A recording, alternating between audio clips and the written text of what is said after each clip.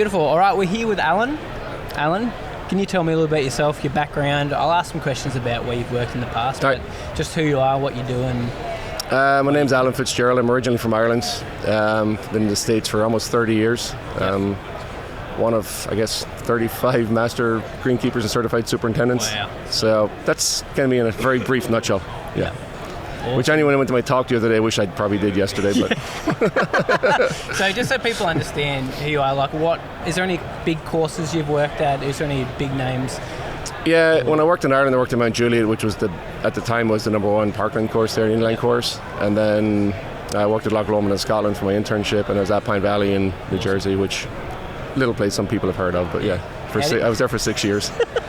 So how did you get into turf? Like, did you start as when you were younger and then build your way up, or what's your story? So I was kind of around golf my entire life. Like my dad was the guy at the golf club that was into everything. Love it. And I was always there, greenkeeping shed and the back rooms and back of the bar, you name it. I was somewhere around the local golf club, and I just never really thought about it as a career. My mother got a HR manager's job at Mount Juliet, and she's like, you need to get a summer job.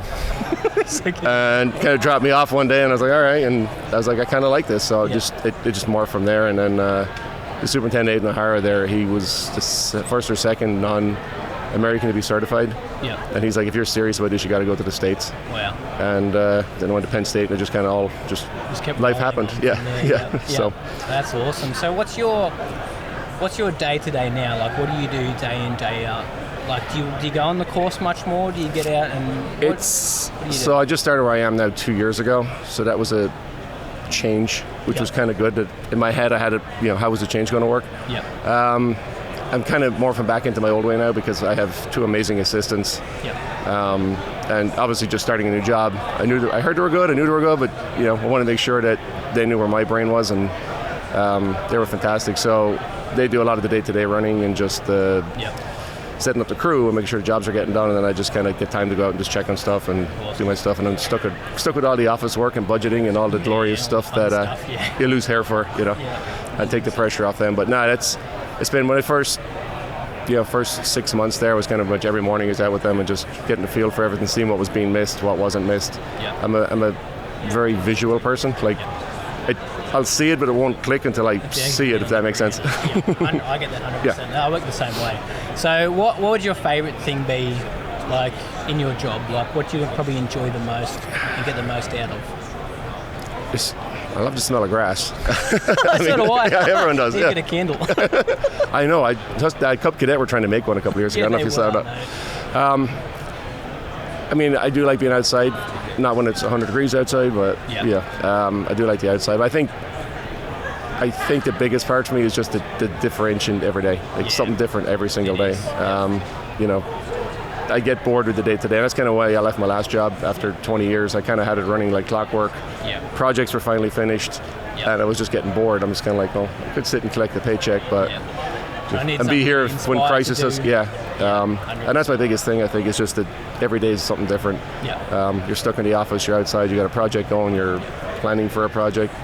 You got the Z's. More breaks down the middle of a fairway. Not a Husqvarna. So what are your main grass types? What do you work with mostly over there in your climate?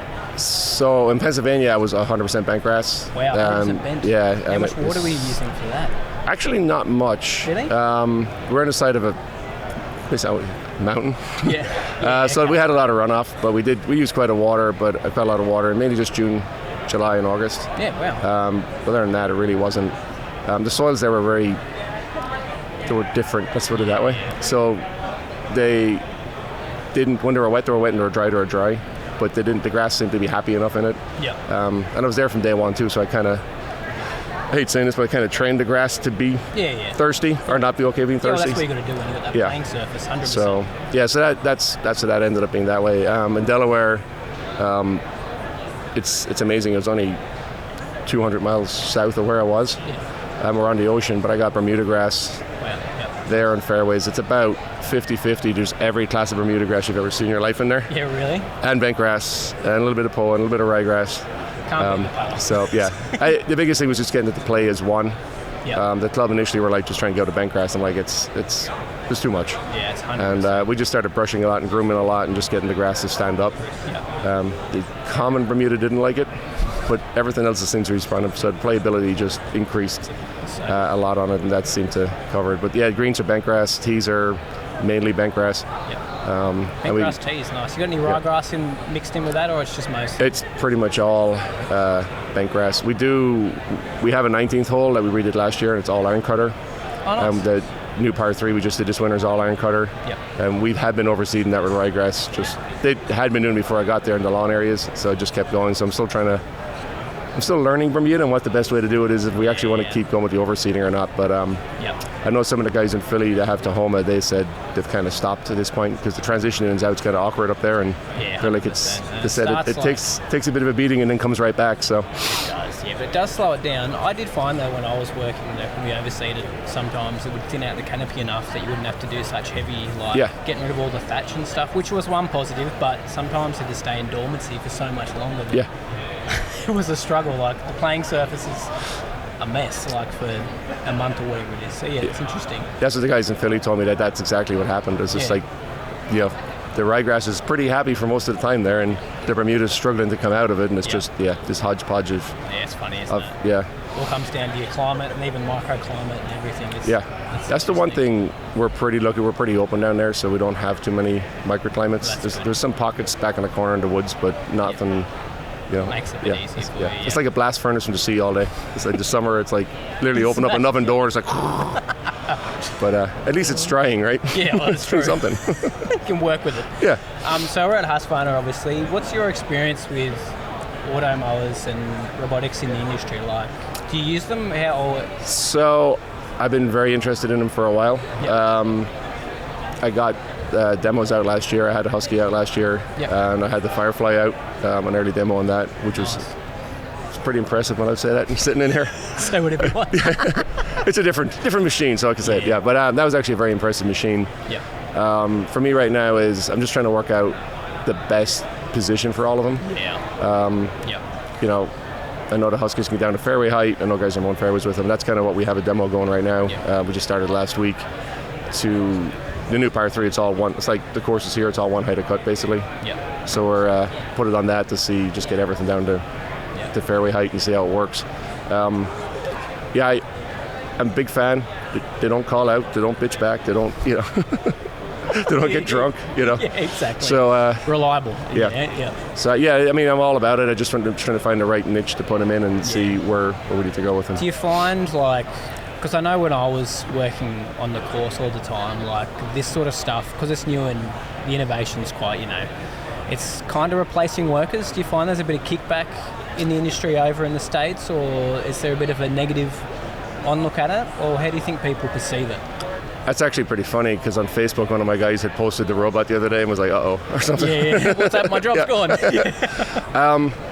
I think, to be honest with you, I think guys are a little paranoid. I see, the Facebook, the golf maintenance group, whatever, on Facebook, those guys panic, saying comments about it. I'm like, I maybe in some circumstances, but I think overall, I don't think it's happening. I think the issue with labor, getting labor to first start, all it's doing is helping you move labor to somewhere else you needed more. If you don't have to put a guy on a fairway more, that's a guy you can have hand mowing greens or raking bunkers or picking weeds. That fine detail and actually really doing what you need to do. Actually, 100%. No, I agree. And even savings wise, I know Husqvarna, but the bigger mowers, like the Firefly, you have savings in maintenance because electric and fuel and all that part. But the running costs for the GPS networks and all that, I mean, it's kind of the same as having an employee, especially where Irish sees the shorter season. But the same thing, it's an employee that's actually there. As opposed to dreaming you have one. But so it's not, in my eyes, I don't think they really replace anybody. It's just to help extend what you have, and and obviously the Huskies are a little bit easier because once you have it, and there's no more fees or anything else. So that does help a lot too. But I think that's awesome. I think guys shouldn't be worried, and girls. So just wrapping things up, is there anything you're looking forward to maybe in the future in the industry, or any new innovations that you see coming, or has it changed a lot since you started? I'm getting old. I mean, the robots were a fantasy. There's a lot of stuff I fantasized about 25 years ago that is real. I think the biggest thing for me right now is I think robots are the next step, and they're here. I've been a big fan of GPS technology over the years for spraying, and I think, you know, pulling more of the ag stuff that it can identify weeds. And kind of the AI type you know, spraying and watering. Like I know Chase in Penn State, his talk yesterday was on about like using the turf rat, I guess, to which I didn't actually realize only a few weeks ago. I found out it was water. I didn't realize it did water. I thought it was just turf health. But I think just bringing all that together in some sort of a central platform and being able to like spot water, spot spray more, and just be more accurate. I think that's the future, and that's kind of what I'm more excited that, you know. And I just don't know, you know, if John Deere and Toro and Husqvarna and how it's all going to gel together. Actually work, but I think that's the future, and that's kind of the next part I'm looking forward to. Awesome. Well, thank you for your time, Alan. Same here, Ben. It's a pleasure. It. Awesome. Thanks a lot. Same here.